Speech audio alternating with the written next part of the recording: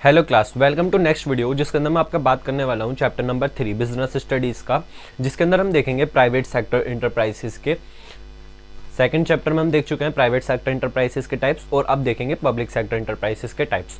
तो second chapter का मैं ज़रा आपको रिवाइज करा देता हूँ थोड़ा। तो 3 तरीके के हमारे इंटरप्राइजेस होते हैं, private sector enterprises, public sector इंटरप्राइजेस और third is joint sector enterprises. Public sector enterprises के हम टाइप्स पढ़ चुके हैं। सोल प्रोप्राइटर है, joint Hindu family business, partnership है, कोऑपरेटिव सोसाइटी, कंपनी है, जॉइंट हिंदू फैमिली बिजनेस, ठीक है, और जॉइंट स्टॉक कंपनी है। इन सब चीज़ों के बारे में हम पूरा डिटेल के अंदर पढ़ चुके हैं। आपने वीडियो नहीं देखी तो वीडियो का लिंक डिस्क्रिप्शन के अंदर मैंने गिर दिया, वहाँ से जाकर आप देख सकते हो। अब हम स्टार्ट करते हैं चैप्टर नंबर 3 जिसका नाम है forms of public sector enterprises. इसके अंदर हम देखेंगे पब्लिक सेक्टर इंटरप्राइजेस के कितने तरीके के टाइप्स होते हैं। तो 3 तरीके के इसके अंदर टाइप्स होते हैं, departmental undertaken, public corporation and government companies. ये चैप्टर अभी तक का सबसे ज़्यादा आसान चैप्टर है, बहुत आसानी से हो जाएगा। और जैसा कि हमारा कॉन्सेप्ट है कि याद करने की कोई ज़रूरत नहीं है, आपको सिर्फ समझना है, ठीक है। तो समझते हैं सबसे पहला क्या है डिपार्टमेंटल अंडरटेकन। ये वीडियो काफ़ी ज़्यादा छोटी होने वाली है, तो आप इस वीडियो को पूरा देखना और एंड में अगर आपको कुछ डाउट आता है तो आप मुझसे कमेंट के अंदर पूछ सकते हो। मैं उसका अगर कमेंट का आंसर कुछ ज़्यादा बड़ा हुआ तो मैं नेक्स्ट वीडियो में बता दूंगा, नहीं तो कमेंट में मैं आपको टाइप करके बता दूंगा। तो स्टार्ट करते हैं डिपार्टमेंटल अंडरटेकन से। तो डिपार्टमेंटल अंडरटेकन का मतलब क्या होता है, वो डिपार्टमेंट्स जो गवर्नमेंट के अंडर काम करते हैं। इसका बेस्ट एग्जाम्पल हो गया आपका टेलीफोन्स, ठीक है, और टेलीफोन्स आपको पता ही है जो सबके सब गवर्नमेंट के उसके अंदर हैं, और रेलवेज हो गया। इनके अलावा भी और भी बहुत सारे एग्जांपल हैं। लेकिन जैसे आप देख रहे हो मॉडर्नाइजेशन की तरफ जिस तरीके से कंट्री जा रही है, तो रेलवे भी अब धीरे धीरे प्राइवेट सेक्टर की तरफ आ रहा है, ठीक है। तो इसका मतलब यही है, देखते हैं, रीड करते हैं लिखा क्या है। The departmentalisation undertaking is considered as one of the department of government. It was no separate existence. इनकी कोई भी separate existence नहीं होती। कुछ अगर गड़बड़ आती है तो सीधा गवर्नमेंट की तरफ ही जाएगा। सेपरेट एंटिटी का मतलब बताऊंगा और नो सेपरेट लीगल एंटिटी का मतलब भी बताऊंगा। देन द गवर्नमेंट से कोई सेपरेट लीगल एंटिटी इनकी होती नहीं है, और इसका बेस्ट एग्जाम्पल आप रेलवे लिख कर आ सकते हो, ठीक है। और इसके मेरिट्स एडवांटेजेस की बात करें तो इसके अंदर क्या रहता है, इजी टू फॉर्मेशन रहता है, कोई भी आसानी से आ सकता है। मतलब आप ये मत कहना कि रेलवे के अंदर जाने के लिए तो इतनी सारी मुश्किल है, लेकिन इसके अंदर आ सकते हो, ठीक है। कोई ज़्यादा उसका टफ कंपटीशन इसका है नहीं, जैसे यूपीएससी का है तो काफ़ी ज़्यादा टफ है, लेकिन ऐसा नहीं है सॉरी, रेलवे में ऐसा बिल्कुल नहीं है। नेक्स्ट है इफेक्टिव कंट्रोल। मतलब इफेक्टिव कंट्रोल रहता है। इफेक्टिव का मतलब मैं आपको बता चुका हूँ, आपको नहीं बताया, क्लास 12 को पता है। आप जब क्लास 12 में आओगे चैप्टर नंबर 1 बिजनेस स्टडीज़ में, तो आप पढ़ोगे इफेक्टिव और एफिशिएंसी। तो मैं आपको अभी से ही बता दूं ताकि आपको आगे जाके काम आए। वैसे भी अब जल्द ही आने वाले हो क्लास 12 के अंदर, तो इफेक्टिव और एफिशिएंसी से काफ़ी जल्दी सामना भी होगा आपका। एफिशिएंसी लिखा है और इफेक्टिव लिखा है। इफेक्टिवली देखो, इसका मैं काफ़ी बहुत ज़्यादा आसानी से बता दूं, जो आपको याद करने की ज़रूरत नहीं रहेगी। कॉन्सेप्ट हमारा एक है कि याद आपको नहीं करना, बाकी सब आप कुछ करना है। तो इफेक्टिव, यहाँ पर एफिशिएंसी आप पढ़ पा रहे हो, तो एफिशिएंसी का मतलब क्या होता है कि जो भी हमें काम करना है, आपका पहला चैप्टर है मैनेजमेंट, तो जो भी आपको काम करना है उस मैनेजमेंट के थ्रू आप जितना अच्छा मैनेजमेंट करोगे उतना ही अच्छा आपका बेस्ट काम होगा। तो बेस्ट काम में क्या होना चाहिए, अगर यहाँ पर आप देखो एफिशिएंसी मतलब सी, आप सी को पॉइंट आउट करो इसके अंदर, और क्योंकि इसमें टी आ नहीं रहा, ठीक है, और इसमें टी को पॉइंट आउट करो, इसमें भले ही सी आ रहा हो, ठीक है। मैंने टी और सी को क्यों करा है, यहाँ पर सी का मतलब तो है हमारा कॉस्ट और टी का मतलब है यहाँ पर टाइम, ठीक है। आपको सी से मतलब यानी कि एफिशिएंसी लिखा है तो आपको क्या करना है, कॉस्ट, यानी कि काम हमें कंप्लीट करना है, कितना ही टाइम लगे लेकिन हमारा कॉस्ट कम से कम लगनी चाहिए। कॉस्ट कम से कम लगनी चाहिए, उसका मतलब है एफिशिएंसी। और टी मतलब इफेक्टिवनेस, टाइम। अगर आपका कॉस्ट कितनी भी लगे लेकिन काम कम से कम होना चाहिए। लेकिन मैनेजमेंट में दोनों ही आते हैं, हमें काम करना है इफेक्टिवली और एफिशिएंटली भी, ठीक है। तो वैसे ही लिखा है यहाँ पर, इफेक्टिव कंट्रोल नहीं रहता, ठीक है, अच्छी तरीके से कंट्रोल रहता है, नहीं रहता कह रहा हूँ, सॉरी, इफेक्टिव कंट्रोल रहता है इसके अंदर। ऑप्टिमम यूटिलाइजेशन ऑफ रिसोर्सेज, मतलब ये भी आपको ध्यान रखना है, optimum utilization of resources, optimum utilization of resources, यानी कि OUR का मतलब है कि ऑप्टिमम यूटिलाइजेशन ऑफ रिसोर्सेज, जितने भी रिसोर्सेज हैं उनका अच्छी तरीके से यूज़ करना, कोई भी वेस्ट ना जाए। ठीक है, अकाउंटेबिलिटी की बात करूं तो वैसे मैं आपको बता दूं ये वन शॉट रिवीजन है, तो आपको मैं इतना ज़्यादा डिटेल के अंदर नहीं बताऊंगा, आपको पहले से ही पता होगा। ये आपका वन शॉट रिवीजन है, क्विक रिवीजन जिसे बोल सकते हो, तो आप एग्जामिनेशन के अंदर जाने से पहले देख लेना। ठीक है। अकाउंटेबिलिटी का मतलब क्या होता है कि इसके अंदर सब कुछ अकाउंट से मैनेजमेंट रहता है, पब्लिक रिवेन्यूज लगता है, और सीक्रेसी इसके अंदर काफ़ी ज़्यादा रहती है, क्योंकि हर कोई जाकर ट्रेन चलाने नहीं लगेगा।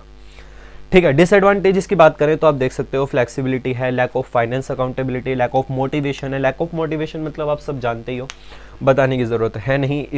इफेक्टिव मैनेजमेंट, अब इफेक्टिव मैनेजमेंट रहता है, मैनेजमेंट आप अलग से पढ़ोगे क्लास 12th में आकर, आपको सिर्फ इतना ध्यान रखना है कि इफेक्टिव मैनेजमेंट रहता है, और लास्ट के अंदर रेड टैप्स रहता है। नेक्स्ट हमारा टॉपिक है पब्लिक कोऑपरेशन। पब्लिक कोऑपरेशन का मतलब क्या होता है, वो कोऑपरेशन जो पब्लिक से रिलेटेड रहे। तो क्या देखते हैं, लिखा क्या है, पब्लिक कह सकते हो या फिर statutory cooperation is a body of cooperation formation by specific act of permanent और by the central of the state government. ठीक है, गवर्नमेंट लिखा है, गवर्नमेंट को आप दूसरी लैंग्वेज में कुछ भी बोलो। ठीक है, तो पब्लिक कोऑपरेशन का मतलब ये वो ऑर्गेनाइजेशन, वो इंस्टीट्यूट होते हैं जिनका अपना खुद का एक सेपरेट एक्ट है, जो लिखा हुआ है हमारे किसमें, पार्लियामेंट में, जो अलग से पार्लियामेंट में उसको खुद का एक्ट लिखा हुआ है कि जो भी देखेगा बस वही देखेगा, उसके अलावा हम कुछ नहीं देखेंगे, मतलब हर कुछ नहीं। इसका बेस्ट एग्जांपल हमारा RBI, reserve bank of India. इसके बारे में तो आप बहुत विस्तार में पढ़ोगे अपने क्लास 12th में इकोनॉमिक में। तो RBI, reserve bank of India, जिसको बोला जाता है फादर ऑफ ऑल बैंक, सभी बैंकों का फादर, क्योंकि सबको ही वो कंट्रोल करता है, सभी बैंक इसके अंडर के अंदर आते हैं। रिजर्व बैंक ऑफ इंडिया जो गवर्नमेंट का बैंक माना जाता है। ठीक है, एडवांटेजेस क्या हैं और इसके डिसएडवांटेजेस क्या है, ये आप देख सकते हो, वीडियो पॉज करो और आराम से देखो। आई होप आपने देख लिए होंगे। तो सबसे पहले देखते हैं एडमिनिस्ट्रेटिव अथॉरिटीज़ है इसके अंदर। ठीक है, क्विक डिसीजन ले सकते हैं, सर्विस मोटिव रहता है, इनका प्रोफेशनल मैनेजमेंट करा जाता है। प्रोफेशनल मैनेजमेंट इसलिए क्योंकि ये सबका फादर है, सब कुछ इसे ही देखना। पूरी कंट्री के अंदर जो कैश फ्लो होता है उसको सिर्फ यही मैनेज करता है। अगर इन्फ्लेशन है, डिफ्लेशन है, तो इन सबको हैंडल यही करता है। तो इसलिए ही मैनेजमेंट इसका प्रोफेशनल होना चाहिए, और इफेक्टिव स्टाफ रहते हैं, कोई भरपूर नहीं रहते कि जाओ इतने सारे, कोई भी जाओ आराम से सिलेक्शन हो जाएगा, नहीं। आपको अच्छी तरीके से प्रोफेशनल होनी चाहिए, अच्छी सब कुछ बेटर होना चाहिए, जब जाकर आप RBI के अंदर बन सकते हो।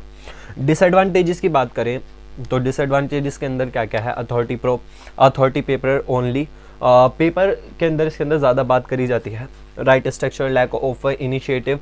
लैक ऑफ इनिशिएटिव आपका 13 प्रिंसिपल है, 13वां प्रिंसिपल जो आप क्लास 12th में पढ़ोगे, दूसरे चैप्टर में 14 प्रिंसिपल पढ़ोगे, जो आपने सुना भी होगा, 14 प्रिंसिपल ऑफ मैनेजमेंट। तो उनमें से ही ये 13वां प्रिंसिपल है, तो आपको ये पता होना चाहिए, lack of initiative. Unfair practices, ठीक है, लास्ट इसका है अनफेयर प्रैक्टिसेस। ये अनफेयर प्रैक्टिसेस को अवॉइड करता है, यानी कि जो फेयर प्रैक्टिसेस है उनको अवॉइड करता है। नेक्स्ट देखते हैं, इसका डिसएडवांटेजेस है।